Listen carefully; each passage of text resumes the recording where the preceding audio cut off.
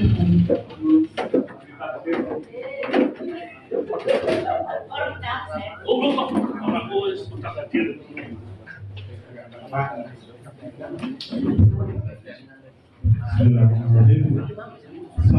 warahmatullahi wabarakatuh. Ibu Syafri, Ibu Anggota Dewan Guru Milik dan serta Bapak Ibu Kepala Kecamatan Nasa, Wali Pimpinan, Operator, atau mungkin Guru yang ini. Bersyukur bahwasanya pagi ini saya bertemukan dengan panjenengan semuanya dengan kondisi sehat, tidak ada hal apapun. Selamat curang dengan kita teman-teman. Alhamdulillah, ini karena program yang penting memenuhi tugas dari Pak Yuhan.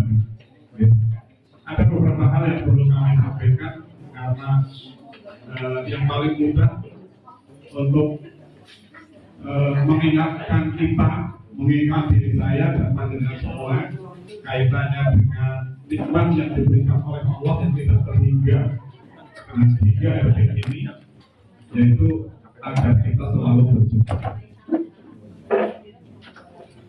Mengapa kita harus bersyukur dan bagaimana kita bersyukur?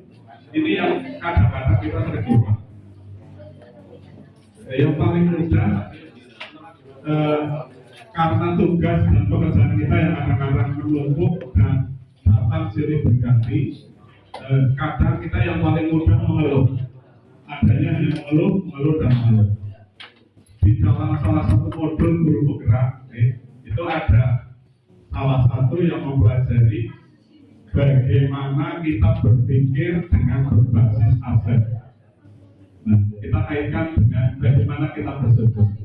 Mengapa kita sulit bersyukur? Karena kita kadang-kadang berpikirnya yang terlalu ideal, yang terlalu lengkap. Ketika yang kita terima itu tidak sesuai dengan yang kita inginkan, adanya hanya mengeluh. Termasuk ketika di sekolah, misalnya saya dan Putri di SMP Satu Lanayasa. Kalau mau mengeluh, itu memang pusatnya mengeluh di SMP Satu Lanayasa.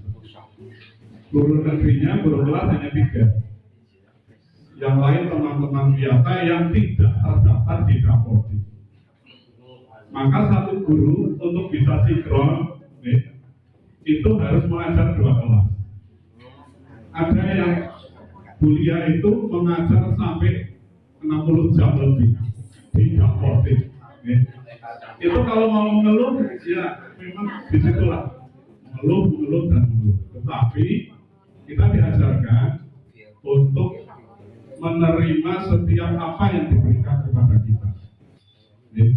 Apapun yang kita terima, itulah yang terbaik bagi diri kita. Contoh yang mudah untuk mengeluh, untuk tidak mengeluh, yang pertama adalah selalu berusaha untuk meningkatkan keimanan dan ketakwaan kita dengan cara meningkatkan ibadah kita. Yang kedua, selalu mensyukuri kesehatan yang diberikan kepada kita. Jelas kalau kita bayangkan teman-teman kita yang sedang sakit seperti apa. Tetapi kadang-kadang ketika kita sehat, itu kadang-kadang lupa dengan kesehatan kita. Apalagi yang belum pernah sakit sampai opnam. Jadi biasanya sulit untuk bersyukur. Saya sudah pernah merasakan bagaimana opnam di rumah sakit. Meskipun tidak sampai 1 minggu kalau tidak salah. Tetapi di rumahnya terpaksa saya harus cuti, bukan terpaksa, harus cuti 1 bulan lebih waktu itu ketika sakit. Karena mau berdiri harus dibantu oleh orang lain dan sebagainya. Dengan seperti itu ternyata tambah menjadi syukur kita menjadi bertambah. Maka teman-teman yang ada di sekolah, apapun kondisi di sekolah kita wajib bersyukur. Agar apa? Agar kita semakin kerjanya mungkin ya semakin baik, semakin meningkat prestasinya dan sebagainya. Jangan membandingkan dengan yang lain. Kalau misalnya orang kan gurunya kurang, wah itu yang disebut yang dipikirkan kan gurunya lebih. Kalau membandingkannya seperti itu ya nanti tidak jadi betul. Itu contoh yang baru. Maka di guru penggerak itu ada modul berpikir berbasis aset. Artinya apa? Aset yang ada itulah yang kita berdayakan. Dengan kondisi yang ada, keunggulannya apa? Itulah yang kita berdayakan. Misalnya di Sayangan dulu saya 6 tahun di SD Negeri 1 Penanggungan. Itu kalau mau mengeluh ya mengeluhnya di situ. Berangkatnya waktu itu belum bisa pakai kendaraan jalan kaki dan lain sebagainya. Sampai 6 tahun di situ. Kendaraan masuk itu ketika saya baru mutasi ke Jatilawang 2 waktu itu baru ada kendaraan masuk. Maka ya itu diuji kita, kesyukuran kita sampai di mana. Tetapi dengan bersyukur, insya Allah meskipun mungkin kondisinya tidak sesuai dengan yang kita harapkan, tidak sesuai yang kita bayangkan, tetapi kita akan menjadi kaya, kita akan menjadi terbukti sampai sekarang. Saya meskipun sudah tidak di sana, warga di sana masih mengaku saudara. Nah ini kan yang kadang-kadang tidak kita pikirkan sebetulnya. Ini contoh bisa bersyukur. Contoh yang lain banyak sekali, tidak perlu kami sebutkan di sini. Mungkin teman-teman sudah bisa mengimplementasikan ini. Intinya, mari dengan berbagai kondisi yang ada, dengan berbagai tuntutan pekerjaan yang ada, jangan lupa kita tetap bersyukur. Mudah-mudahan dengan bersyukur itulah nikmat yang diberikan oleh Allah akan semakin berlipat ganda ditambahkan kepada kita. Mungkin kalau terkait dengan pekerjaan yang setiap saat tuntutan tidak mengingat waktu dan sebagainya, itu adanya memang mengeluh. Apalagi dengan aplikasi yang berduyun-duyun datang setiap saat, kita belum belajar sudah datang aplikasi yang baru dan sebagainya, itu adanya hanya mengeluh. Untuk itu terima saja, karena pilihan menjadi guru adalah pilihan panjenengan semua. Maka setiap pilihan pasti ada resikonya. Sebagai penutup, saya mengambil kata-kata yang disampaikan oleh Pak Dan tadi, Kepala BPBD Jawa Tengah pada waktu upgrading guru penggerak di Surya Yuda. Itu ada dua kalimat yang saya ingat-ingat. Yang pertama, setiap keputusan yang kita ambil pasti ada konsekuensinya. Oke.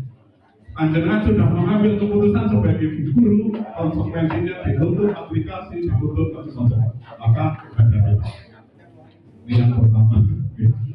Yang kedua, oke. Yang kedua ini mungkin bagi teman-teman yang muda-muda ini untuk menyemangati. Oke. Saya adalah salah satu dari guru penggerak dari angkatan 5 sampai angkatan terakhir di Banjarnegara yang paling tua. Karena pada waktu daftar belum berulang tahun ke 50, masih bisa. Maka di daftar saya yang paling tua. Tujuan saya bukan apa-apa, tetapi dalam rangka karena itu tadi resiko sudah memilih jadi guru, tuntutannya kita coba, tantangan yang ada kita coba. Saya tidak berpikir nanti mau jadi apa dan sebagainya. Tetapi yang penting ketika ada kesempatan, ada perintah, sebisa yang bisa kita lakukan, saya lakukan. Maka kalimat yang kedua yang saya ingat pada waktu Pak Darmadi menyampaikan sambutan itu, mau jadi apa itu tergantung satu garis tangan katanya. Yang kedua itu tanda tangan. Yang ketiga masih tangan-tangan yang lainnya. Itu maka teman-teman yang masih muda semangat untuk daftar. Masa salah harus belajar. Jadi silakan yang masih muda bersemangat untuk bisa mengikuti setiap tantangan, untuk bisa menjawab tantangan. Mudah-mudahan karena panjenengan caranya rentangnya masih panjang, manfaatkan setiap kesempatan yang ada dengan sebaik-baiknya. Jangan lupa kurangi rasa mengeluhnya. Nikmati apa yang kita jalankan sebagai profesi dan kesulitan profesi. Saya kira itu, ini bukan untuk tetapi sekedar pencerahan saja. Bila itu lebih banyak, assalamualaikum warahmatullahi wabarakatuh.